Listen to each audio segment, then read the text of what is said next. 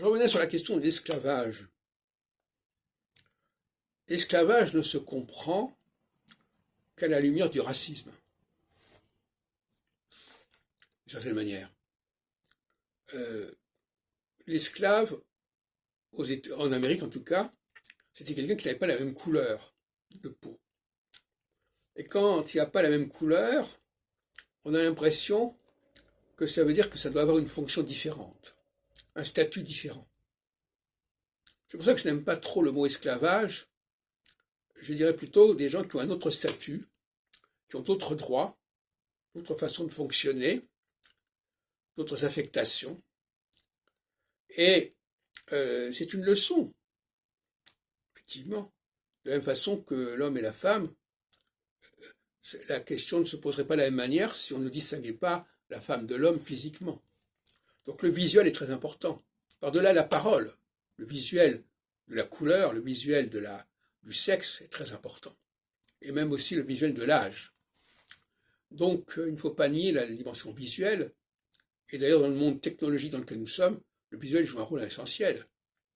Par exemple le fait de, quand on sur son téléphone d'appuyer sur telle lettre ou telle lettre, on est dans le visuel pour écrire un SMS.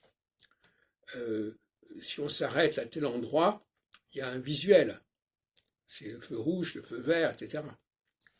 Donc, aujourd'hui, justement, on a inventé des signaux auditifs pour les aveugles. C'est pour ça que quand on s'approche d'une rue, d'une traversée, il y a de l'oralité qui apparaît à l'intention des gens qui ne voient pas bien. Donc,